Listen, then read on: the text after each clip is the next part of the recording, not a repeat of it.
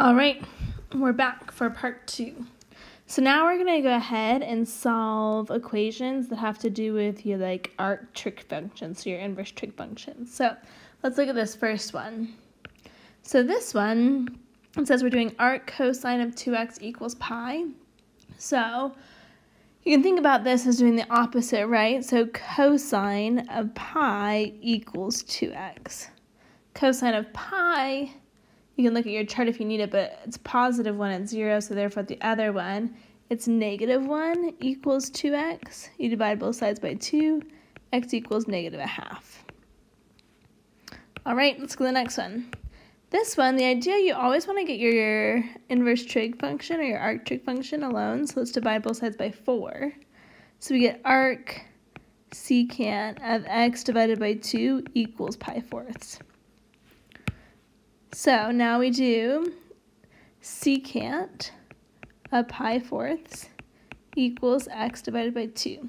Secant we know goes with sine, so if we look, cosine. So if we look at cosine of pi fourths, that's square root of 2 over 2, or you can think of that as 1 over the square root of 2, so you flip it, and we get just the square root of 2 equals x divided by 2. To get x all alone, we multiply both sides by 2, so x equals 2 square roots of 2 here.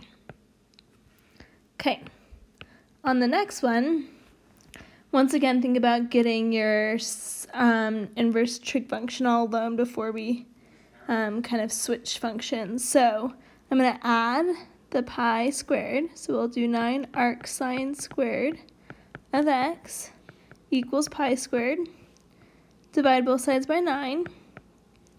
We get arc sine squared of x equals pi squared divided by 9. Then you take the square root of both sides. So we get arc sine of x equals, this we gotta be careful, remember, we get two different answers here. We get plus or minus, the square root of pi squared is pi, square root of 9 is 3. So we're really saying, hey, x equals sine of pi thirds, and x equals sine of negative pi thirds. So as we look at pi thirds for sine, we get the square root of 3 over 2.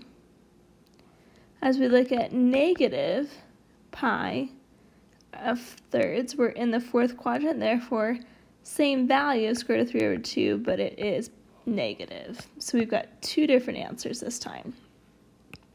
Okay, this next one you'll notice is almost identical to the one before, but this time we have cosine. So I'm going to skip a few steps, but maybe if you want to pause and do the steps yourself, that's great. But we get arc cosine equals plus or minus pi thirds. So therefore, x equals cosine of pi thirds, and x equals cosine of negative pi thirds. So as we look at pi thirds, we get 1/2, x equals 1/2.